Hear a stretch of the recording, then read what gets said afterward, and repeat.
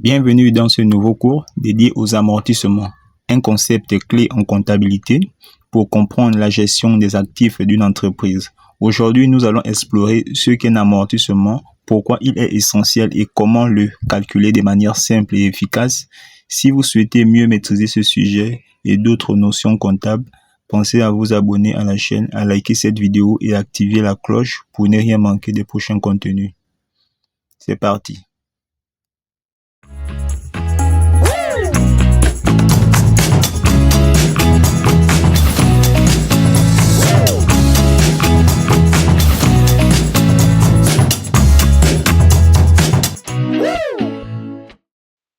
À la clôture du bilan, les éléments d'actifs sont maintenus en comptabilité à leur valeur d'origine, c'est-à-dire au jour de l'entrée dans le patrimoine de l'entité. Toutefois, des correctifs au maintien de la valeur initiale inscrite en comptabilité sont apportés par application du principe de prudence dans les cas suivants. Autrement dit, les actifs sont comptabilisés à leur valeur d'origine lors de leur acquisition. Toutefois, le principe de prudence impose des ajustements dans deux cas.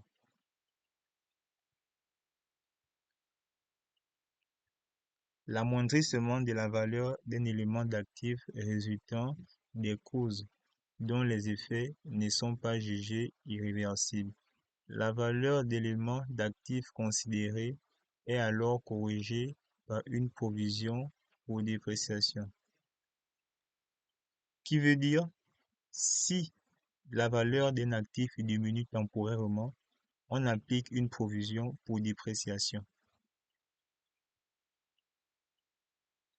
Deuxième cas, amoindrissement de la valeur d'un élément d'actif résultant de l'usage, du temps, des changements techniques ou de toute autre cause dont les effets sont jugés irréversibles. La valeur des éléments d'actifs considérés est corrigée par un amoindrissement pour dépréciation. Autrement dit, si la diminution de la valeur est irréversible par l'usage, le temps et l'obsolescence, un amortissement est enregistré.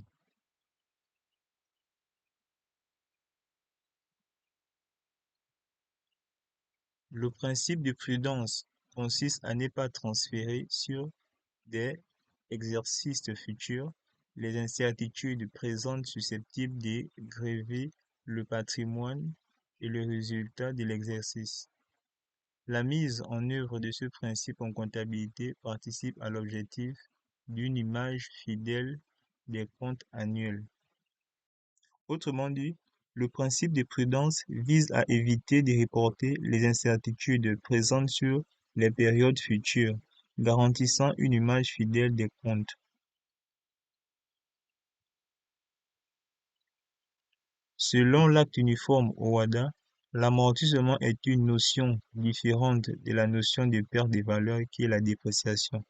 L'amortissement consiste pour une entité à répartir systématiquement le montant amortissable du coût d'un bien sur sa durée d'utilisation selon un plan défini, prédéfini, approche économique par le système comptable OHADA. La perte de valeur vient d'ajouter à l'amortissement déjà pratiqué.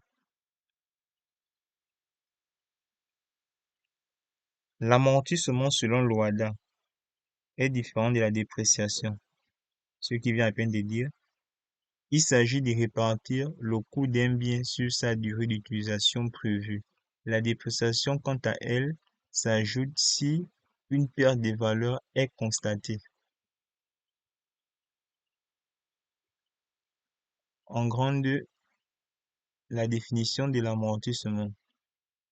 Le droit comptable OHADA, en son article 45, définit l'amortissement comme étant la répartition du montant amortissable du bien sur sa durée d'utilisation selon un plan défini.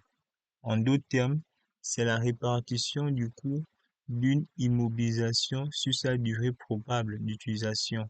Par conséquent, l'amortissement est technique comptable qui permet de répartir le coût d'une immobilisation qui est son prix d'achat, les frais accessoires tels que les frais de port, les droits de douane, l'assurance. Sur les exercices comptables pendant lesquels l'immobilisation est utilisée, l'usage de l'immobilisation, la durée de l'amortissement peuvent dépendre. Si vous trouvez que cette définition de l'amortissement est un peu longue, vous pouvez simplement dire que l'amortissement est la répartition du coût. L'amortissement est la répartition du coût d'une immobilisation sur sa durée d'utilisation prévue. L'usage de l'immobilisation, la durée de l'amortissement peuvent dépendre de l'usure physique de l'actif. Il s'agit de l'usage de l'immobilisation. Autrement dit, l'usage intensif du bien. L'évolution technique qui est l'utilisation qui peut être limitée dans le temps en fonction de l'évolution technologique qui rend le matériel obsolète. Donc, l'obsolescence. Les règles juridiques qui vont déterminer la durée de l'amortissement, l'utilisation va être limitée dans le temps par une période de protection légale. La loi, l'hygiène et sécurité pour éviter les risques par exemple, ou contractuels selon le type de contrat. En gros, c'est la protection légale ou l'exigence contractuelle. L'usage attendu de cet actif par l'entité, par référence à la capacité ou la production physique attendue.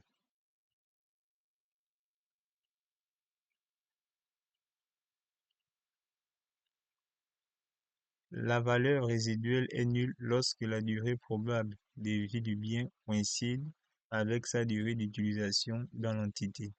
Dans cette approche, l'amortissement est conçu comme moyen de dégager les ressources nécessaires au renouvellement de l'immobilisation. Nous avons les amortissements économiquement justifiés, qui est la dépréciation qui est vérifiée, et les amortissements dérogatoires, qui est l'amortissement pratiqué en application des textes légaux. Autrement dit, si la durée d'utilisation coïncide avec la vie utile, la valeur résiduelle est nulle. L'amortissement permet de financer le remplacement des biens. Deux types existent, l'amortissement justifié, qui est basé sur la dépréciation réelle, et l'amortissement dérogatoire, qui est dicté par la fiscalité. Cette approche garantit une gestion optimale des actifs dans la comptabilité des entreprises. Petit b, les terminologies. La valeur d'origine, qui est la VO, ou la base amortissable, c'est la valeur d'acquisition de l'immobilisation. Elle correspond au coût d'acquisition de l'achat, c'est-à-dire la valeur inscrite au compte de l'immobilisation inscrit dans le bilan. Elle constitue la base amortissable. L'annuité d'amortissement représentée par A, c'est l'amortissement représentatif de la dépréciation subie au cours d'une période, généralement en année. C'est le montant de l'amortissement pratiqué annuellement. La valeur nette comptable, VNC, c'est la valeur des immobilisations à une date donnée. Elle est parfois appelée valeur résiduelle.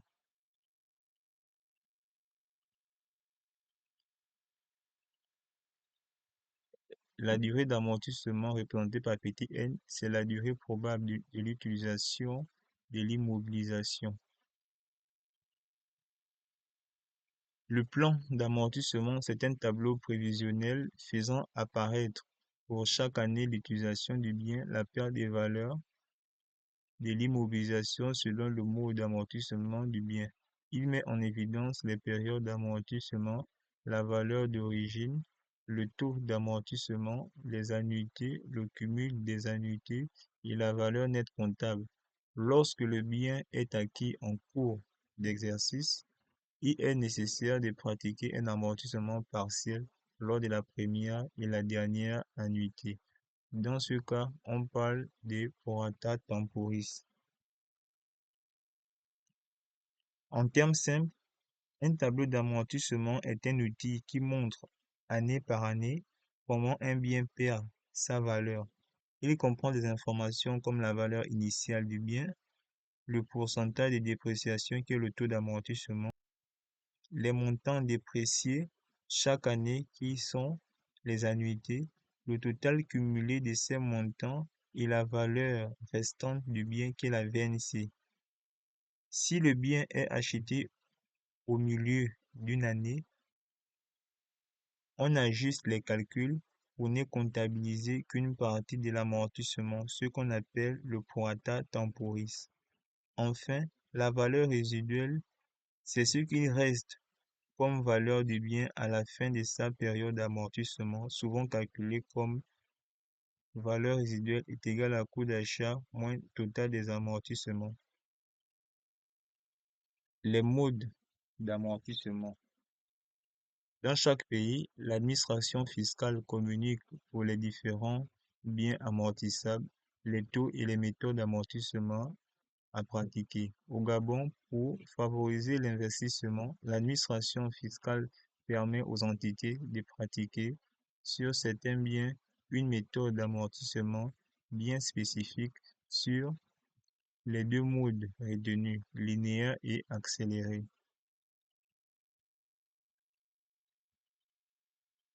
Le plan comptable OHADA a retenu plusieurs modes d'amortissement. Ces modes incluent le mode linéaire, le mode dégressif à taux décroissant, le mode des unités de production ou d'unités d'œuvre et tout autre mode mieux adapté. Le mode linéaire ou constant. L'amortissement linéaire concerne tous les biens, qu'ils soient neufs ou occasion. Il consiste à appliquer pour chaque exercice une dotation constante au bien amorti. Vu que le bien est souvent acquis en cours d'exercice comptable, il est nécessaire de pratiquer un amortissement partiel lors de la première et la dernière annuité. Ces caractéristiques sont l'annuité, VO fois le taux fois la durée divisé par 36 000. L'annuité peut se calculer par an, par mois, par jour. Tous les mois ont 30 jours. L'annuité est constante. La durée probable de l'utilisation, mais non la durée de vie.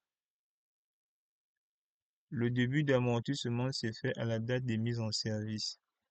La valeur d'origine est égale au prix d'achat hors taxe plus les frais directs et les achats hors taxe plus la TVA non récupérable.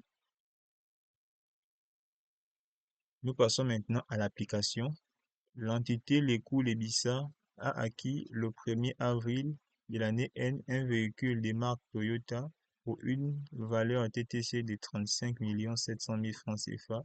Le véhicule est mis en service le 15 avril de l'année N et est amortissable au mode linéaire sur 5 ans. Travail à faire, présenter le tableau d'amortissement linéaire.